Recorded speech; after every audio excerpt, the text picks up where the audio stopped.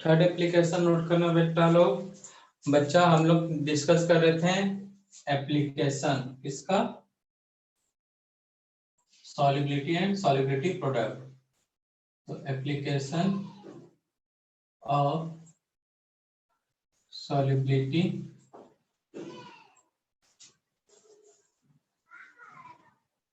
And solubility product.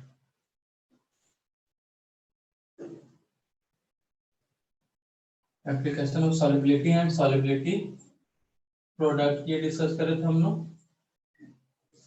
तो इसमें से दो एप्लीकेशन हो चुके थे बच्चा लोग। थर्ड एप्लीकेशन आज देखते हैं भाई। फर्स्ट एप्लीकेशन था in identification of concentration, second था पीएच, थर्ड है भाई in identification of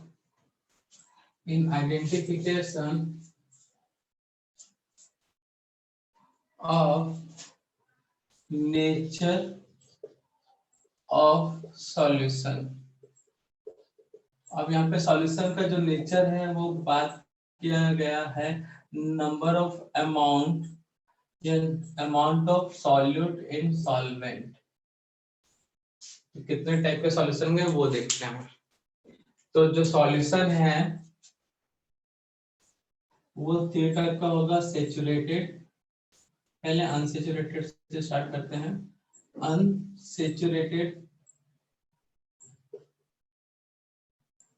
B saturated और सी है सुपर सैचुरेटेड। कभी नाम सुने हो ऐसा सॉल्यूशन का टाइप्स? इनके बारे में कभी सुने हो बेटा? Saturated, unsaturated and super saturated.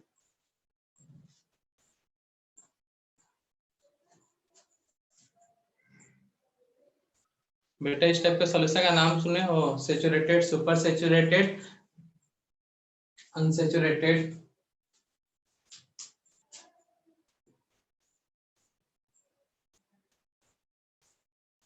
चलो फिर एक करके करते हैं डिस्कस। तो पहला, अगर तुम रेत को पानी में डिसॉल्व कर दो तो डिसॉल्व हो जाएगा वो? रेत को पानी में डिसॉल्व करोगे तो डिसॉल्व हो जाएगा क्या बच्चा वो? सर किसको? No sir. रेत, बालू, उसको पानी में डिसॉल्व करो तो डिसॉल्व हो जाएगा? No sir. नहीं। चाहे उसको रेत को पानी में डाल दो, रेत और फिर उसके बाद पानी को कितना भी गर्म करो वो डिसॉल्व होगा नहीं। भले वो जो पानी है, वाटर है, वो वेपराइज हो जाएगा, बट डिसॉल्व होगा क्या? नहीं ना। इस टाइप का सॉल्यूशन होता है सुपर सैचुरेटेड। सिंपल सा समझाने के लिए वो एग्जांपल यूज करते हैं भाई। तो सुपर सैचुरेटेड मतलब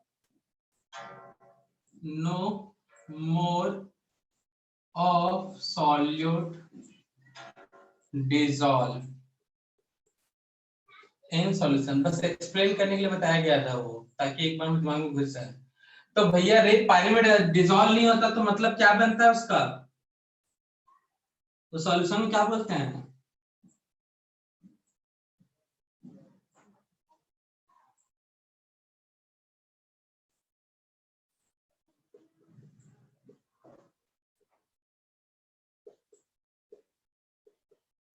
तो रेत पानी में डिसॉल्व नहीं हो रहा तो उसका क्या बनेगा बच्चा लोग?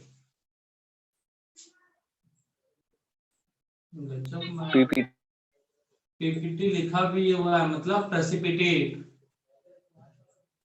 अनसैचुरेटेड मतलब एक गिलास पानी लिए, 1 चम्मच डाल दिया, दूसरा चम्मच डाल रहे हैं शक्कर, तीसरा चम्मच डाल रहे हैं शक्कर, चौथा चम्मच शक्कर डाल रहे हैं तो शायद डिसॉल्व हो जाए। इस तरह का 20वां चम्मच शक्कर डालोगे तो क्या डिसॉल्व हो जाएगा? पहले 3-4 चम्मच तक डिसॉल्व हो गया मान लेते हैं अच्छे से, ठीक है ना? कोई मेहनत नहीं की है। एक चम्मच डाले, अपने आप कुछ देर में डिसॉल्व, दूसरा चम्मच डाले, अपने आप कुछ देर में डिसॉल्व। वैसे चम्मच बढ़ाते गए तो कुछ देर तक तो डिसॉल्व होगा, लेकिन उसके बाद क्या पूरी तरह से डिसॉल्व होगा? बोलो। अगर शरबत बनाया होगा गर्मी में तो बनाते ही होगा, पीने का मन तो करता ही होगा भाई, गला सबका सूखता है, प्यासा सबको लगता है, सुने तो है। तो जब शरबत बनाए होगे तो 1 चम्मच डाले तो डिजॉल्व, दूसरा चम्मच डाले तो डिजॉल्व, तीसरा चम्मच डाले वो भी डिजॉल्व। लेकिन एक समय आएगा कि 5वां 6वां चम्मच या 7वां चम्मच ऐड करोगे तो तुमको मेहनत करना पड़ेगा, उसको घुमाना पड़ेगा गोल गोल, या फिर शायद हीट करो तो डिजॉल्व हो। ठीक है ना? तो बिना मेहनत के अगर सॉल्यूट डिजॉल्व हो जाए तो उसे कौन सा सॉल्यूशन बोलेंगे? अनसेचुरेटेड। ठीक है ना भाई?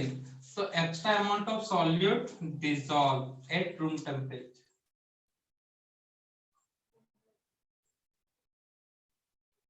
Extra amount of solute dissolve at room temperature या at any concentration, and room के लिए at any concentration। इसका मतलब यहाँ पे प्रेसिपिटेट बनेगा, नो पीपीटी occurs। तो सेचुरेटेड क्या होगा भाई? तो इन दोनों का बीच का फेज है भाई। डिसॉल्व करते गए तो एक मान लेते हैं किसी गिलास में पानी लिए हैं, उसमें 6 चम्मच शक्कर डिसॉल्व हो रहा है, तो जो 6वां चम्मच शक्कर डिसॉल्व किए तो ठीक है ना, 5वां डिसॉल्व किए डिसॉल्व हो गया, 6 किए तो डिसॉल्व हो गया, बट 7वां जो डिसॉल्व किए वो डिसॉल्व नहीं हुआ। तो ये जो 6 वाला है वो दोनों के बीच का कहानी है, तो इसको क्या बोलेंगे? सेचुरेटेड। मतलब एक ऐसा पॉइंट जहां पे या जिसके बाद कोई भी एक्स्ट्रा अमाउंट ऑफ सॉल्यूट कभी भी डिसॉल्व नहीं होगा। ठीक है ना भाई? एक पर्टिकुलर पॉइंट, ठीक है, जिसके बाद extra amount of solute dissolve नहीं होगा। ठीक है ना भाई? तो इसको बोलते हैं सैचुरेटेड सॉल्यूशन। तो इसको बताने के लिए बोला जाता है at the point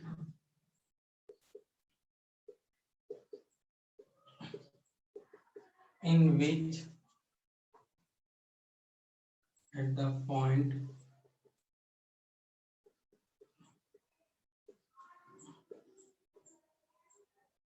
in which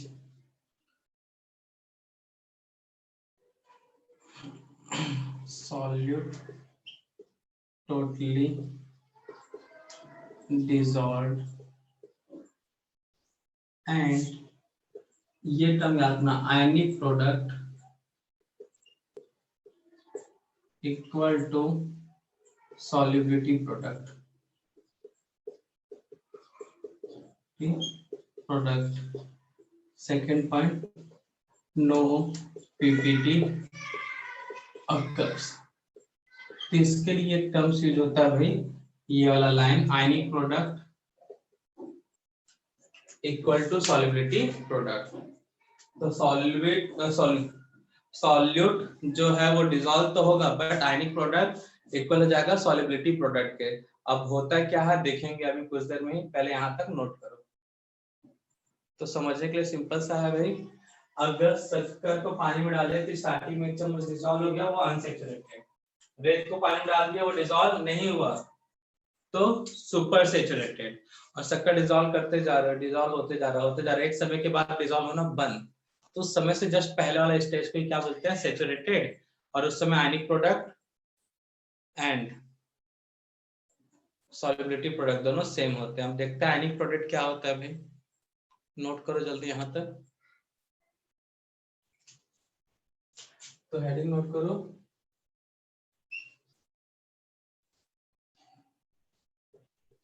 ionic product, जिसको हम शॉर्ट में आईपी बोल देंगे। तो जैसे नाम से पता चल रहा है किसका प्रोडक्ट है भाई? आयंस का। बस, the product of concentration of ions, the product of concentration of ions in the solution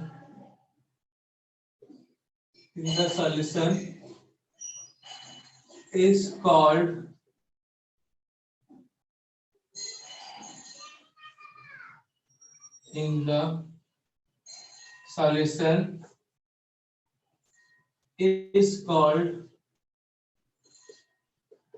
ionic product. The product of concentration of ions in the solution is called ionic product. तो कहने का मतलब है बच्चा AgCl है, solution में ये क्या आयन देगा भाई, Ag प्लस और Cl माइनस।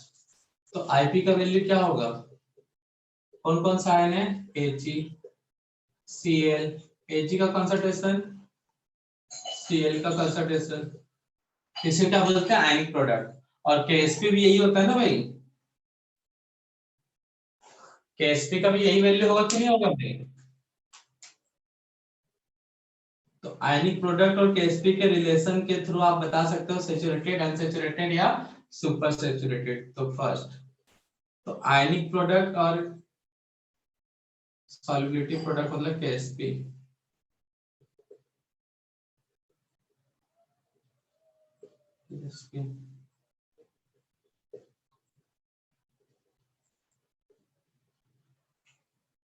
तो आयनिक प्रोडक्ट ज्यादा हो सकता, कम हो सकता है, इक्वल हो सकता है, ज्यादा हो सकता है।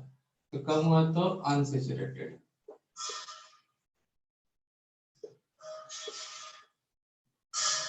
ज्यादा हुआ मतलब इक्वल हो तो सैचुरेटेड, और बहुत ज्यादा हुआ तो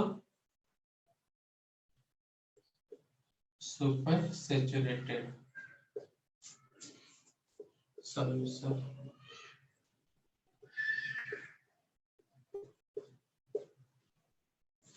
छाप लो बच्चा लोग,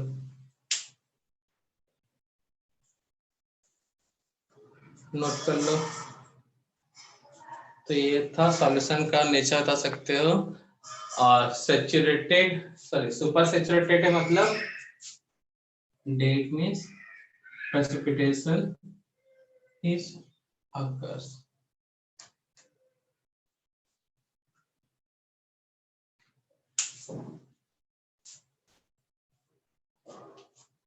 तो नोट कर लो।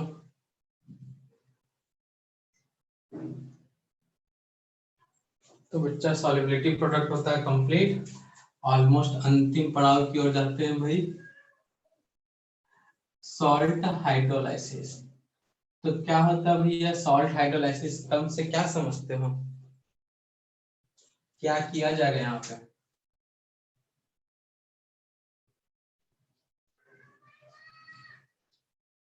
सॉल्ट हाइड्रोलाइसिस बोला है, तो सॉल्ट के साथ क्या होता होगा यहाँ पे, Na और Cl के आयन क्या क्या तो बच्चा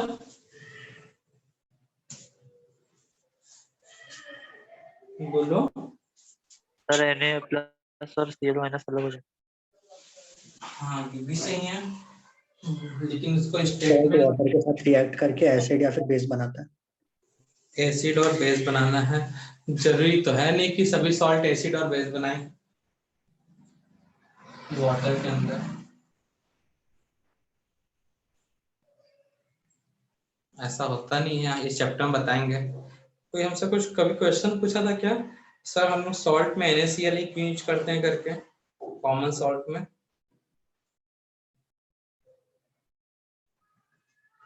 वो भी तो सॉल्ट है। बेसिक सॉल्ट रहता है, क्या बेसिक सॉल्ट रहता ना, इसलिए। सोडियम हाइड्रोक्साइड बेसिक सॉल्ट कहाँ होता है, नहीं होता, न्यूट्रल सॉल्ट है वो। Sorry sir, neutral salt, salt मुंह से निकल गया बेसिक। हाँ तो न्यूट्रल सॉल्ट हुआ तो हुआ कैसे, ये सब चीजें इसी चैप्टर में पता चलेगा।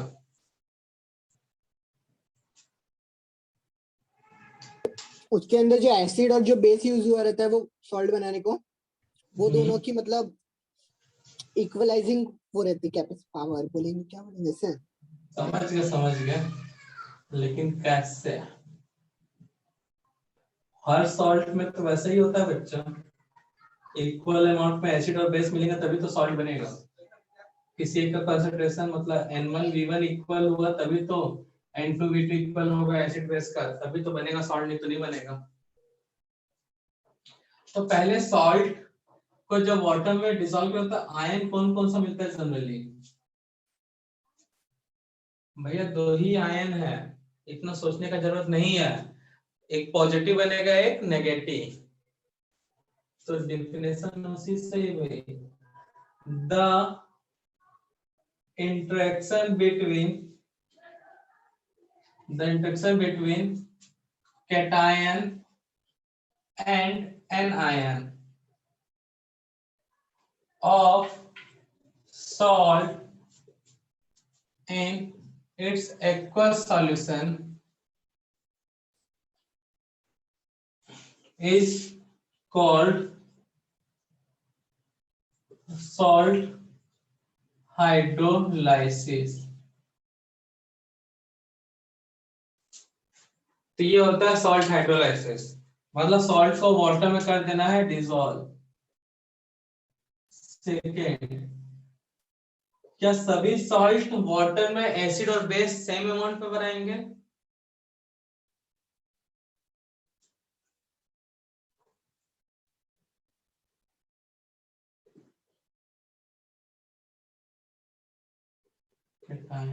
बताओ।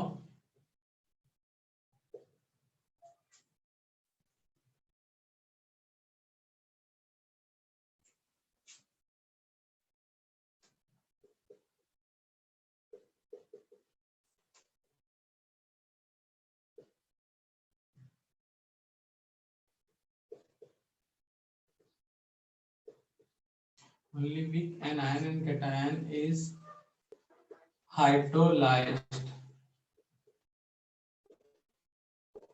in aqueous solution of salt in hydrolyzed। बस करो, 2 पॉइंट नोट करो तो जल्दी से बच्चे चलो।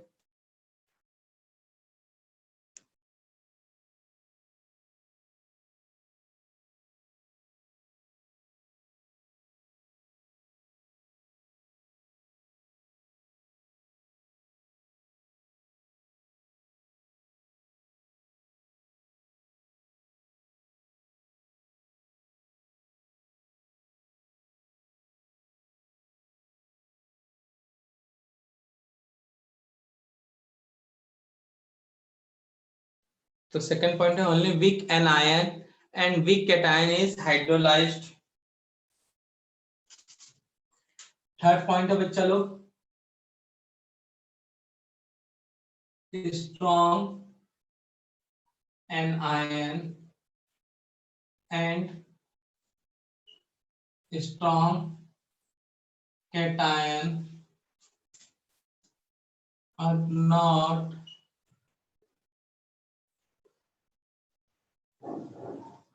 hydrolyzed। तो बेटा ये स्ट्रॉन्ग एनायन और कैटायन का एग्जांपल बता सकते हो?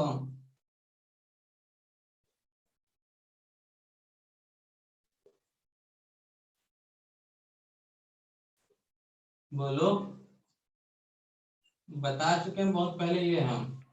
सोडियम, सही जा रहे हो, NaCl-। बस इतना ही है।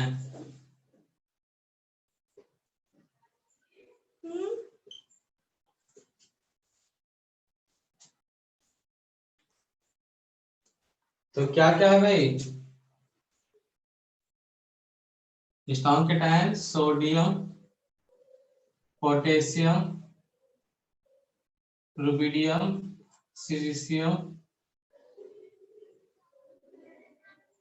Calcium, strontium, barium plus water, no reaction, मतलब इनका हाइड्रोलाइसिस नहीं होता। नो रिएक्शन का मतलब है डज नॉट हाइड्रोलाइज।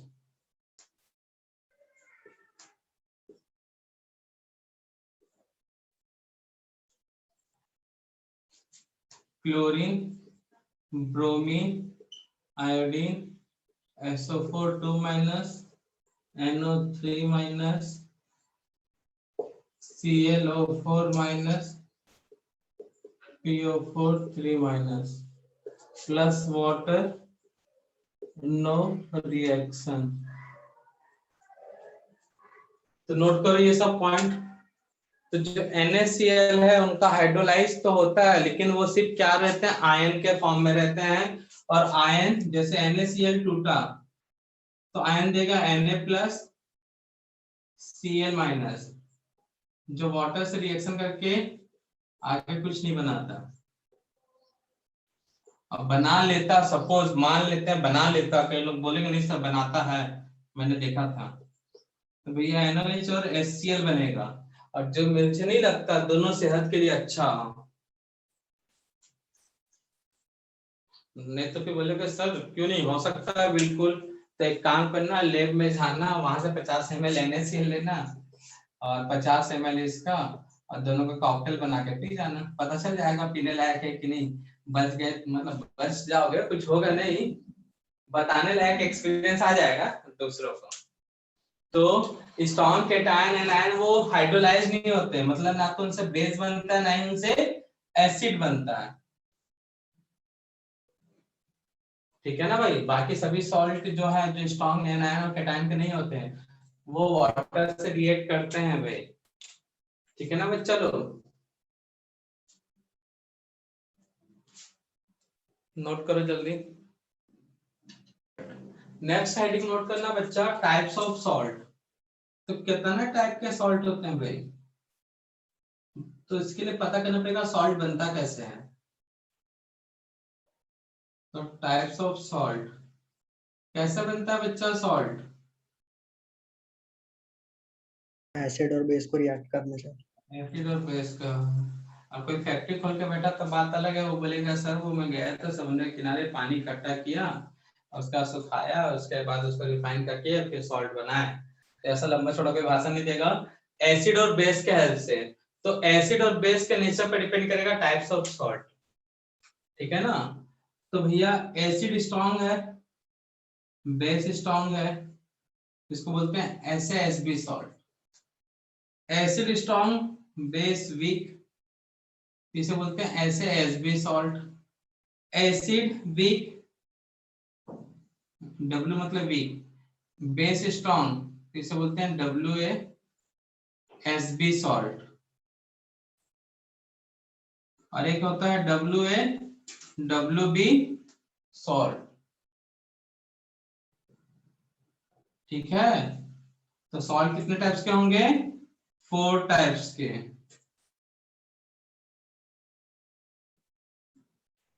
सॉल्ट कितने टाइप्स के होंगे बच्चा? 4 टाइप्स का, नोट करो।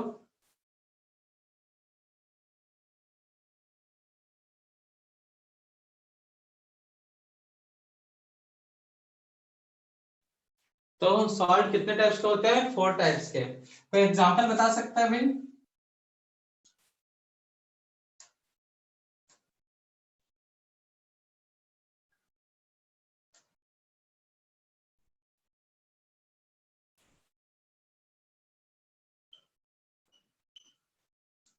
कम से कम फर्स्ट वाले का तो एग्जांपल बता दोगे ना भाई, देश का नमक, टाटा नमक, NaCl, ठीक है भाई। कैसे बना था? NaOH HCl NaCl। वैसे strong acid HCl, weak base ammonium hydroxide, salt बनेगा ammonium chloride. Weak acid acetic acid, या COOH वाले जितने भी एसिड है, COOH वाले जितने एसिड है वो वीक। तो क्या होगा? CH3CONA sodium acetate. इसके बाद WaWb acetic acid weak, week base ammonium acetate,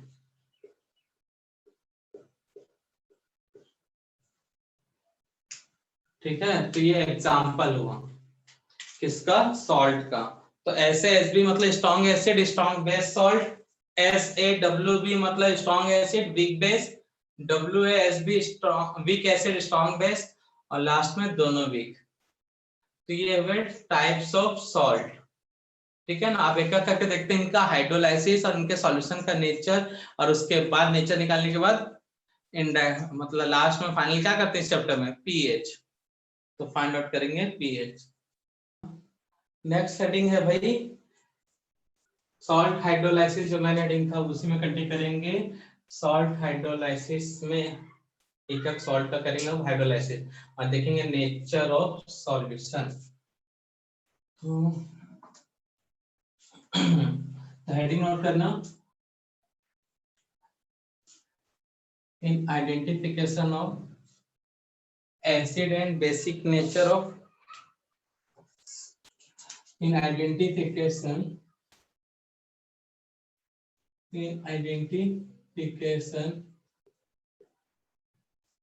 of acidic and basic nature, in identification of acidic and basic nature of aqueous solution of salt, in identification of acidic and basic nature of aqueous solution of salt। तो salt का acidic and basic nature देखेंगे।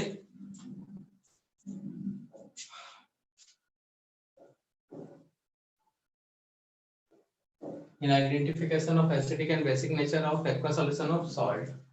तो देखो बच्चा लो,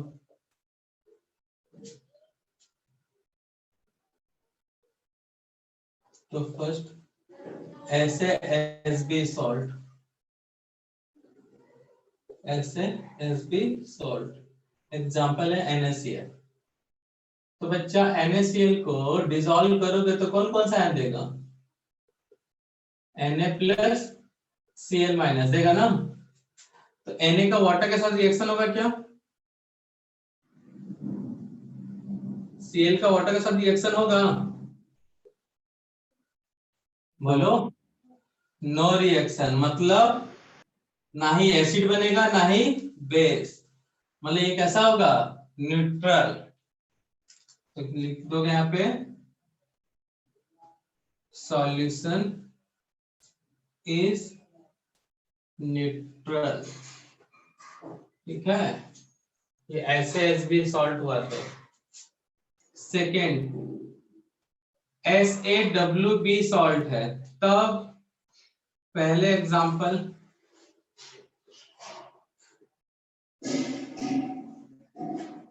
अभी कुछ बताया गया भाई, अमोनियम क्लोराइड। तो ये वाटर में कौन कौन सा आयन देंगे भाई,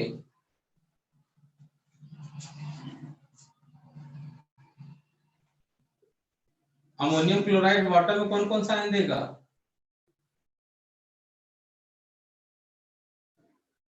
NH4+ और Cl में कौन कौन सा आयन देगा, ammonium NH4 ammonium ion plus Cl-। तो Cl- स्ट्रॉन्ग एनायन है जो कि हाइड्रोलाइज नहीं होगा, बट ये स्ट्रॉन्ग कैटायन नहीं है, मतलब ये वाटर से करेगा रिएक्ट और क्या बनाएगा बच्चा, NH4OH है ना, सॉरी प्लस है तो कौन सा चार्ज लेगा, नेगेटिव चार्ज, मतलब OH, और साथ में बनाएगा H+। तो सॉल्यूशन में कौन सा मिला भाई, हाइड्रोजन। H+। तो ब्रोस्टन क्या कहता है भाई, यार आर्नियस, जो वाटर में H+ आयन थे उसे क्या बोलते हैं, एसिड। तो सॉल्यूशन कैसा होगा भाई, solution is acidic in nature. ठीक है ना भाई, due to presence of H ion, due to formation करो, due to formation of H+ ion. ठीक है ना भाई। अब थर्ड कौन सा सॉल्ट है?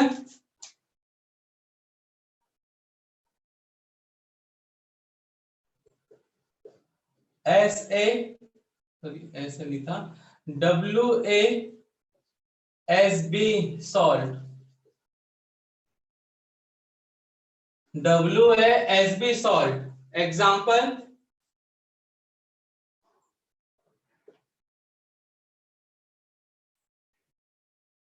क्या था भाई एग्जाम्पल? Sodium acetate. ये टूटने के बाद कौन सा आयन देगा वाटर में बच्चा लोग?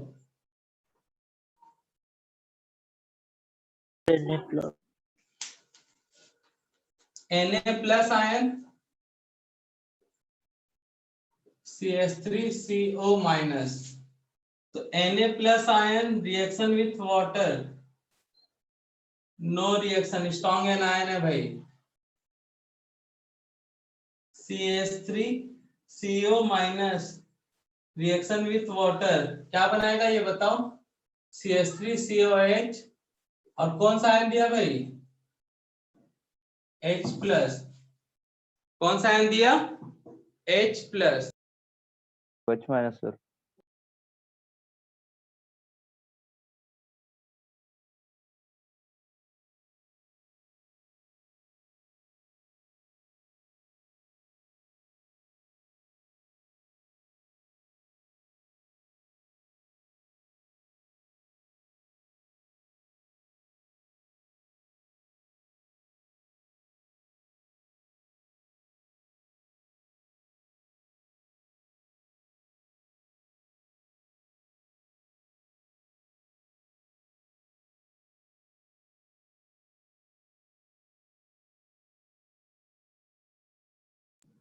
तो बेटा मिस्टेक कर दिया, OH आयन दे रहा है। कौन सा आयन दे रहा है?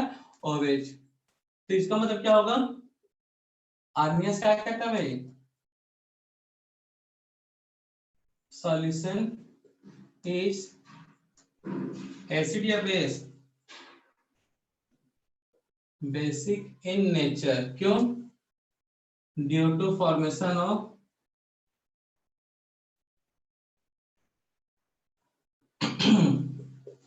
In water.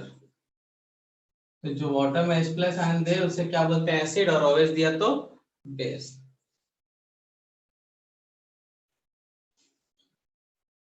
फोर्थ कौन सा सॉल्ट है भाई?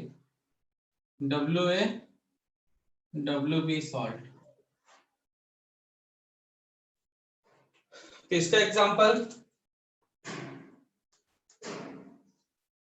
CH3CONH4+। ये टूटेगा तो कौन सा आयन देगा बच्चा? CH3CO- ammonium ion. तो दोनों वीक है, तो दोनों का हाइड्रोलाइसिस होगा।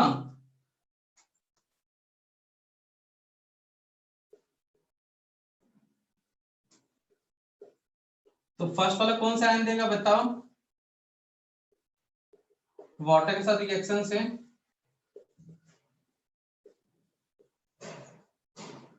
फर्स्ट वाले में कौन सा आयन बनेगा बच्चा? दोनों वीक है ना, तो फर्स्ट वाले में क्या होगा? दोनों का हाइड्रोलाइसिस होगा। तो फर्स्ट वाले अगर CH3CO- है तो कौन सा आयन मिलेगा? बोलो जल्दी। गजब भाई, क्या पढ़ाई कर रहे हो तुम लोग? अरे मालिक, HOH में से H यहाँ लग गया तो OH ना बचेगा बच्चा। पढ़ रहे हो या बढ़ रहे हो खाली? NH4OH पॉजिटिव है यहाँ पे भैया, याद रखो। HOH ये नेगेटिव होता है, ये पॉजिटिव, बता चुके हैं कई बार। तो नेगेटिव के साथ OH ऐड होगा, अमोनियम हाइड्रोक्साइड, H+ बाहर। तो H+ दिया एसिड, OH दिया बेस। तो इसका मतलब क्या होगा? Solution.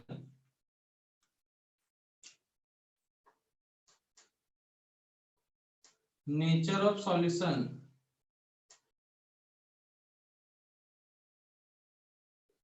Neutral. Very good, but condition एक जगह may be acidic and base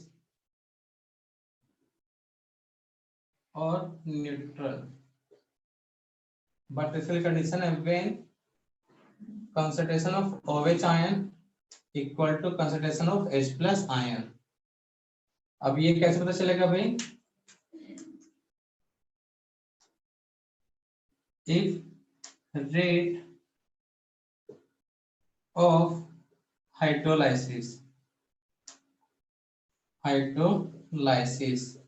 of CH3 CO minus and NH4 plus are same.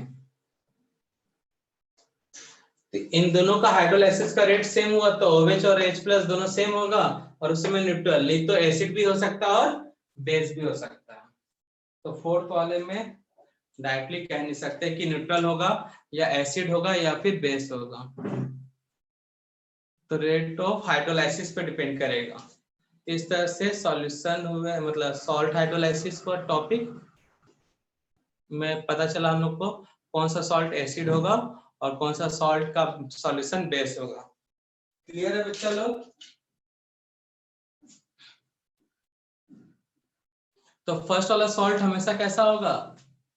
Neutral. Second वाला कैसा होगा? कैसा है भाई? एसिडिक। थर्ड वाला बेसिक। फोर्थ वाला दोनों हो सकता है या न्यूट्रल हो सकता है। न्यूट्रल होने पे इनका हाइड्रोलाइसिस का रेट और इसका हाइड्रोलाइसिस का रेट दोनों क्या होना चाहिए? सेम। नोट कर लो बच्चा लोग, इससे भी क्वेश्चन आ चुके हैं एग्जाम में भाई। नेक्स्ट लेक्चर में इस टाइप के क्वेश्चन देखेंगे, सॉल्व करेंगे। आज की सेवा करते हैं समाप्त। बाय बच्चा लोग।